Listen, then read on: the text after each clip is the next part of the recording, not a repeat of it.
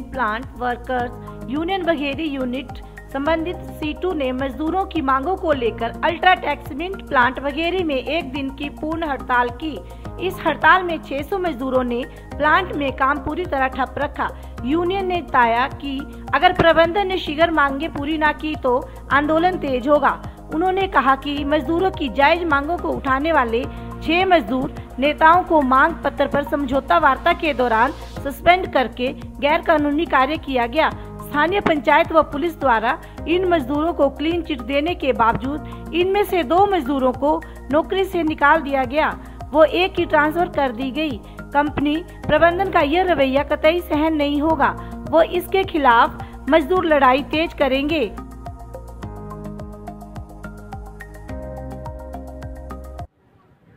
लाल झंडा cement plant workers union संबंधित C2 Bagheri unit की ओर से आज हम ये एक दिन की हड़ताल कर रहे हैं और इस हड़ताल के तहत पूरी तरह से काम बंद रखा है। जो लगभग 600 मजदूर इस यूनिट में हैं, इस प्लांट के अंदर है।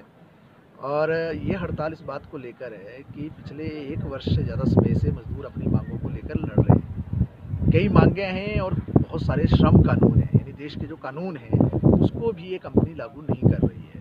हम ये कहना चाहते हैं कि एक ही प्लांट के अंदर 2 तरह के नियम काम नहीं कर सकते हैं। कानून एक ही होगा। एक मजदूर को कच्चे के रूप में LC के रूप में 9,000 रुपया वेतन दिया जा रहा है। दूसरे की कैटेगरी E&P बना दी, उसको 10,000 रुपया वेतन दे रहे हैं। तीसरे की कैटेगरी सीमेंट डिवीज़न बना दी, उसको 32 से 35,000 रुपया दे रहे हैं। हमारी मांग है कि सारे के सारे मजदूर जो है इनको सीमेंट डिवीज़न में वेज बोर्ड में लेना चाहिए।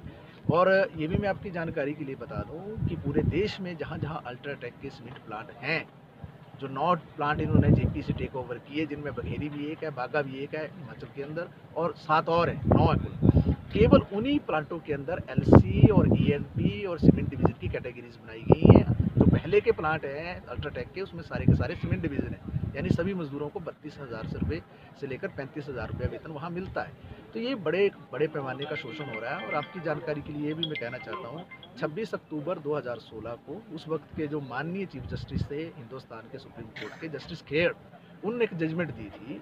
उसमें ये कहा था कि किसी भी एक जैसे काम के लिए 2 तरह के वेतन नहीं हो सकते, एक ही वेतन देना पड़ेगा। तो इसलिए अगर एक मजदूर को 32,000 दिया जा रहा है तो सभी के सभी को वो मिलना चाहिए, पहली बात ये। दूसरी बात ये है कि जब मांग पत्र पर वार्तालाप चल रही है, जो केंद्रीय श्रम विभाग है चंडीगढ़ के अंदर, तो ये सेवा शर्तों में तब्दीलियाँ कर रहे हैं। सेवा शर्त में तब्दीली इस रूप में कर रहे हैं कि पहले जो मजदूर का जो वेतन में इजाफा होता था, इंक्रीमेंट लगती थी साल की 8%, वो मूल वेतन में जोड़ी जाती थी, बेसिक में जोड़ी जाती थी।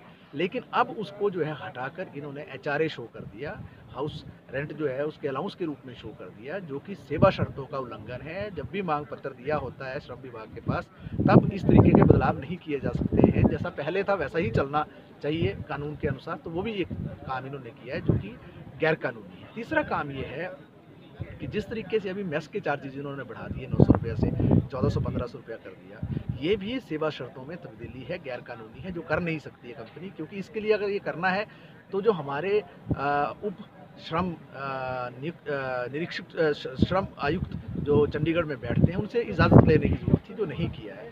और इसी तरीके से लगभग 15-16 डिमांडें जो हैं, उन मुद्दों पर लगातार वार्तालाप चल रही है। लेकिन ये कंपनी जानबूझकर जो है हठधर्मिता कर रही है, सुप्रीम कोर्ट के ऑर्डर का जो वायलेशन कर रही है, और जो देश का कानून है, देश के कानून की जो अवहेलना कर रही है। इसलिए हम ये आज हड़ताल पर उतरना पड़ा है। और इसी तरीके से बागा के अंदर जो सीमेंट प्लांट है, वहाँ भी पिछले कल और आज लगातार हड़ताल चल रही है। अभी 15 तारीख को बातचीत होने वाली है चंडीगढ़ के अंदर कंपनी के साथ, श्रम विभाग के अधिकारियों की और हमारी। तो हम इस कंपनी को चेताना चाहते हैं कि अगर आप कानून की हत्या करेंगे, अगर देश के संविधान की हत्या करेंगे, अगर लोकतंत्र की हत्या करेंगे, अगर कानूनों की धज्जियाँ उड़ाएंगे, तो निश्चित तौर से मजदूर के पास कोई और चारा नहीं होगा सिवाय इसके कि वो कानून पर उतरेगा, हड़ताल पर जाएगा, धरने प्रदर्शनों में जाएगा, धरने और जुलूस रैलियाँ, इस तमाम कार्यक्रम पर जाएगा। और इससे एक तरह से जो औद्योगिक शांति है उसको खतरा पैदा होता है। लेकिन ये खतरा कौन पैदा कर रहा है? मैनेजमेंट। ये खतरा कौन पैदा कर रहा है? यहाँ के कंपनी का प्रबंधन। इसलिए हमारी गुजारिश है, अच्छा प्लांट अच्छे से चलना चाहिए, यहाँ उत्पादन भी होना चाहिए। और ये एक चीज़ और मैं कहना चाहता हूँ कि केवल मजदूरों का सवाल नहीं है, सवाल ये भी है यहाँ पर, आप सभी को मालूम है कि इस देश के अंदर एक कानून है जिसके तहत कॉरपोरेट सोशल रिस्पॉन्सिबिलिटी CSR का एक प्रावधान है। CSR के तहत जो मुनाफा कमाया जाता है कंपनियों की ओर से, उसका लगभग जो है 5% तक हिस्सा जो है उसमें खर्च करना होता है स्थानीय इलाके के विकास के लिए। क्या यहाँ के लोगों को वो विकास मिला? क्या यहाँ कोई ऐसे हॉस्पिटल बने? क्या यहाँ पर कोई ऐसे मॉडर्न स्कूल बने? क्या यहाँ पर कोई ऐसी सड़कें बनी? क्या यहाँ के किसानों को कुछ मिला? क्या यहाँ के जो स्थानीय युवा हैं उनको पक्का रोजगार मिला? क्या यहाँ के जो तमाम जनता है उसको वो 5% सुविधाएं मिली?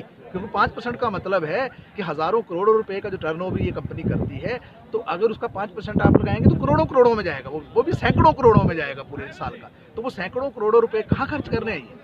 उसमें भी गड़बड़ी है। हम तुम्हारी तो ये भी मांग रहेगी प्रदेश सरकार से। पहले भी एक बार जो है माननीय उच्च न्यायालय ने 100 करोड़ रुपए का फाइन किया था इस उद्योग को, जब ये जेपी के पास था। और आज भी ये सैकड़ों करोड़ों रुपए का गड़बड़ झाला यहाँ के स्थानीय लोगों के साथ भी कर रहा है। प्रदूषण यहाँ पर हो रहा है, कोई डस्ट अलाउंस मजदूरों को नहीं मिलता है, कोई डस्ट अलाउंस यहाँ की स्थानीय जनता को नहीं मिलता है। तो इन तमाम मुद्दों को लेकर जो है आज का ये हड़ताल है, और निश्चित तौर से हमारी चेतावनी है कि अगर इन तमाम चीज़ों का समाधान नहीं होता है तो आने वाले दिनों में ये आंदोलन आगे बढ़ेगा। वो हड़ताल जो है उससे बड़ी हड़ताल भी हो सकती है, वो आंदोलन इससे बड़ा आंदोलन भी हो सकता है। मनीष गौतम की रिपोर्ट।